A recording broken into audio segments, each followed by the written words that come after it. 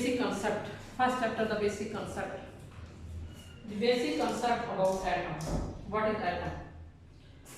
Long time ago, it was thought that matter is made up of simple indivisible particles.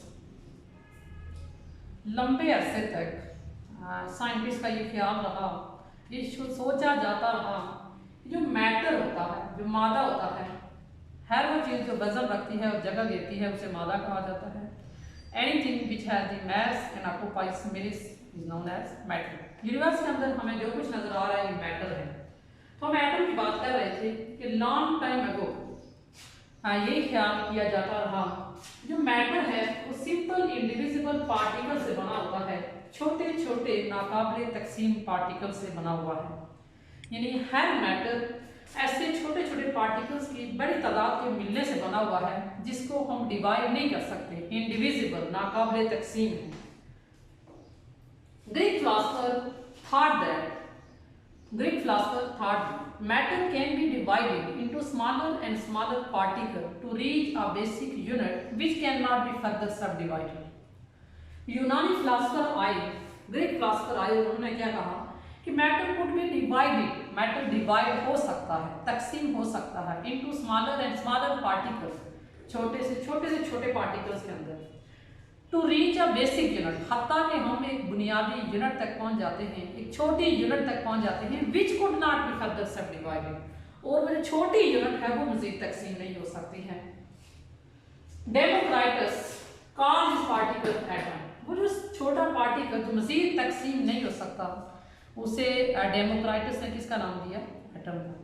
However, this idea of the Greek philosophers were not based upon the experimental evidences. लेकिन ये जो Greek philosopher का idea था, उनका ख्याल था, उनका एक तज्जिया था, ये एक्सपेरिमेंटल एविडेंसेस के ऊपर बेस नहीं कर रहा था. मतलब ऐसा नहीं था कि ग्रीक फिलोसोफर ने हकीकत में कोई मैटर लिया हो, उसको डिवाइड करना शुरू किया हो और डिवाइड करते करते कोई छोटा पार्टिकल आया हो, बेसिक पार्टिकल, और वो मजीद तकसीम ना हुआ हो और फिर ग्रीक फिलोसोफर ने उसको एटम का नाम दिया हो. ऐसा नहीं है. यानी एक्सपेरिमेंटल एविडेंसेस के ऊपर, तजर्बाती शवाहिद के ऊपर ग्रीक फिलोसोफर का आइडिया बेस नहीं कर रहा था. ये जस्ट उनका एक आइडिया ही था, उनकी एक सोच थी. उसके बाद 17th सेंचुरी के अंदर, in 17th century the quantitative study of the composition of the elements disclosed that how the elements combine to form the molecules or compound and how the compounds could be broken down into their constituent elements. 17th century के अंदर तमाम elements का या तमाम matter का quantitative मुताला किया गया, मिकदारी मुताला किया गया. इस चीज को स्टडी किया गया कि how the elements combine to form the molecules और कंपाउंड, कि एलिमेंट्स आपस में कंबाइन होकर मॉलिक्यूल या कंपाउंड कैसे बनाते हैं या क्यों बनाते हैं. मिकदार मुताला किया गया, ये किस मिकदार में आपस में मिलते हैं कोई मॉलिक्यूल या कंपाउंड बनता है.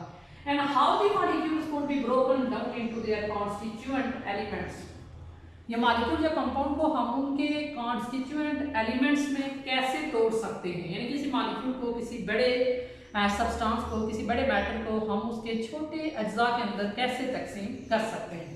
इस चीज की स्टडी कर की गई 17th सेंचुरी के अंदर. Then in 18th century John Dalton, 18वीं सदी में एक और साइंटिस्ट आया, जॉन डाल्टन. बेसिकली साइंटिस्ट ना, John Dalton an English school teacher said that law of conservation of matter and law of definite proportion could be explained only by the existence of atom. 18th century के अंदर John Dalton जो कि English school teacher था, उसने क्या कहा, उसने दो लॉज का हवाला दिया, that is law of conservation of matter and law of definite proportion. Law of conservation of matter क्या कहता है कि matter could not be created or destroyed. Matter को ना तो हम क्रिएट कर सकते हैं और ना ही हम डिस्ट्रॉय कर सकते हैं, but it can change only from one form to another. बल्कि मैटर या मैस सिर्फ एक फॉर्म से दूसरी फॉर्म में कन्वर्ट होता है. And law of definite proportion said that when the elements combine to form the molecules और compound they are present a constant ratio between them. Law of definite proportion क्या कहता है कि जब भी एलिमेंट्स मिलके कोई मॉलिक्यूल या कंपाउंड बनाते हैं उन एलिमेंट्स के दरमियान एक मुस्तकिल तनासब पाया जाता है।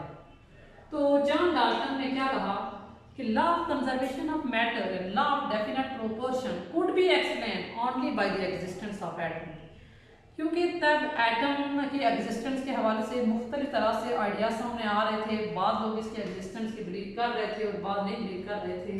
तो जॉन डाल्टन ने क्या कहा कि अगर हम law of conservation of matter और लॉ ऑफ डेफिनेट प्रोपोर्शन को मानते हैं तो इन लॉ की एग्जिस्टेंस सिर्फ और सिर्फ एटम की वजह से है। यानी अगर एटम की एग्जिस्टेंस है, एटम एग्जिस्ट कर रहा है, तो हम ये लॉज के बारे में कह सकते हैं, इन लॉज के बारे में कि ये एग्जिस्ट कर रहे हैं। तो law of conservation of mass and law of definite proportion could be explain only by the existence of atom. He also put forward an atomic theory. John Dalton ने एक एटॉमिक थ्योरी भी पेश की। The main postulate of this is that, इसका एक बड़ा postulate क्या था कि all the matter is composed of atom of different element which differ in their properties। तमाम मैटर यूनिवर्स के अंदर हर वो चीज जो हमें नजर आ रही है मैटर है। तो जॉन डाल्टन ने क्या कहा अपनी एटॉमिक थ्योरी के अंदर, इसका मेन postulate क्या था कि तमाम मैटर मुख्तलिफ एलिमेंट्स के मिलने से बना हुआ है। All the matter is composed of atom of different element. तमाम मैटर मुख्तलिफ एटम या मुख्तलिफ एलिमेंट्स के मिलाप से है। विच डिफर इन देयर प्रॉपर्टीज, और ये एलिमेंट्स प्रॉपर्टीज में एक दूसरे से डिफरेंट हैं। जैसे कार्बन एक एलिमेंट है जिसकी प्रॉपर्टीज डिफरेंट हैं हाइड्रोजन से, हाइड्रोजन एक अनदर एलिमेंट है। सिमिलरली ऑक्सीजन की प्रॉपर्टीज नाइट्रोजन से डिफरेंट हैं, नाइट्रोजन की प्रॉपर्टीज सिलिकॉन से डिफरेंट हैं। मुख्तलिफ एलिमेंट्स की प्रॉपर्टीज एक दूसरे से मुख्तलिफ हैं। और यूनिवर्स के अंदर जो मैटर है ये मुख्तलिफ एलिमेंट्स के कॉम्बिनेशन से, मुख्तलिफ एलिमेंट के मिलने से बना हुआ है। तो 18वीं सेंचुरी के अंदर जॉन डाल्टन ने काम किया। उसने दो इंपॉर्टेंट जो पॉइंट दिए, उनमें से एटम के एग्जिस्टेंस के बारे में था कि law of conservation of matter और लॉ ऑफ डेफिनेट प्रोपोर्शन को हम एटम के एग्जिस्टेंस के बगैर एक्सप्लेन नहीं कर सकते। Law of conservation of matter और लॉ ऑफ डेफिनेट प्रोपोर्शन, इनका ताल्लुक एटम की एग्जिस्टेंस से है। और नंबर 2, इसने एटॉमिक थ्योरी पेश की। एटम के मुताल्लिक इसने अपनी थ्योरी पेश की कि एटम एग्जिस्ट करता है, और जिसका मेन पोस्टुलेट क्या था कि तमाम मैटर मुख्तलिफ एटम्स के मिलने से बना हुआ है, और ये एटम प्रॉपर्टीज में भी एक दूसरे से मुख्तलिफ होते हैं। उसके बाद हम आएंगे एटम की डेफिनेशन पे। तो we can define the atom in 3 ways. हम एटम को 3 मुख्तलिफ तरीके से डिफाइन कर सकते हैं। Number 1, atom the smallest particle of an element which can take part in a chemical reaction. हम एटम की एक डेफिनेशन ये भी कर सकते हैं कि smallest particle of an element, किसी भी एलिमेंट का छोटे से छोटा particle which can take part in a chemical reaction, जो किसी केमिकल रिएक्शन में हिस्सा ले सकता है, उसे क्या कहा जाएगा? एटम। या हम इस केस में भी एटम को डिफाइन कर सकते हैं, the smallest particle of an element which can be further सब डिवाइडेड। ऐसा छोटा पार्टिकल जो मजीद तकसीम हो सकता है। और इसके ऊपर हमने एक लंबी चौड़ी डिस्कशन भी की है कि स्टार्ट में ये कहा जाता था कि मैटर इंडिविजुअल पार्टिकल से बना हुआ है, नाकाबिल तकसीम पार्टिकल से बना हुआ है। और with the passage of time ये बात सामने आई कि वो जो इंडिविजुअल पार्टिकल है उसको भी हम मजीद तकसीम कर सकते हैं। We can define the atom also in this way, the smallest particle of an element which may और may not exist independently.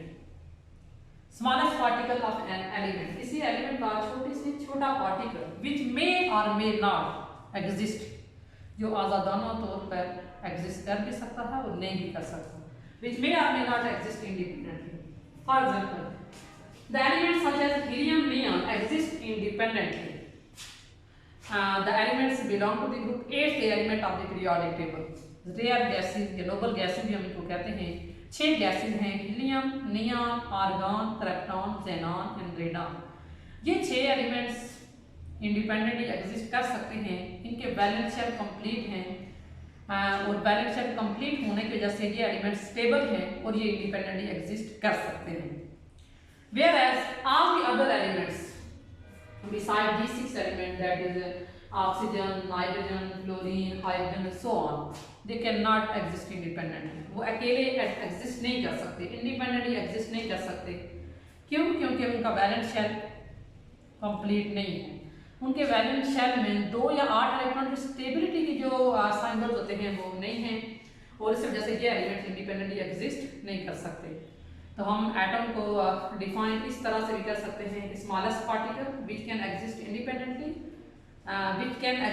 Which may और मे नॉट एग्जिस्ट इंडिपेंडेंटली। ऐसा छोटा पार्टिकल जो आलादन तौर पर एग्जिस्ट कर भी सकता है और नहीं भी कर सकता। तो 6 एलिमेंट्स हैं जो इंडिपेंडेंटली एग्जिस्ट कर सकते हैं belonging to the noble gases, और बाकी जो एलिमेंट्स हैं वो इंडिपेंडेंटली एग्जिस्ट नहीं कर सकते। फिर हमने एक और डेफिनेशन की, smallest particle of an element can be further सब डिवाइडेड। ऐसा छोटा पार्टिकल जो मजीद तकसीम हो सकता है। हमने क्या कहा कि ग्रीक फिलासफर ने कहा कि हम मैटर को डिवाइड कर सकते हैं मजीद, हत्ता कि एक ऐसा छोटा पार्टिकल आता है जो मजीद तकसीम नहीं हो सकता। उस छोटे पार्टिकल्स को एटम का नाम डेमोक्राइटस ने दिया था। Atom derive from the Greek word atomos mean indivisible. वो ये छोटा पार्टिकल मजीद तकसीम नहीं हो सकता था, उसे एटम का नाम डेमोक्राइटस ने दिया, और उसने ये नाम ग्रीक वर्ड से डिराइव किया एटॉमस से, जिसका मतलब क्या था, इंडिविजिबल। क्योंकि वो जो छोटा पार्टिकल था उसकी ये खासियत थी कि वो मजीद तकसीम नहीं हो सकता था, इंडिविजिबल था। इस बेस पे उसको एटम का नाम दिया गया। एटम एटॉमस से है और एटॉमस ग्रीक वर्ड है जिसका मतलब क्या है, इंडिविजिबल। लेकिन एक पैसेज ऑफ टाइम में बात सामने आई कि वो जो छोटा पार्टिकल है वो भी मजीद तकसीम हो सकता है। तो हम एटम को जो भी डिफाइन कर सकते हैं, smallest particle of an element which can be further सब डिवाइडेड। ऐसा छोटा पार्टिकल जो मजीद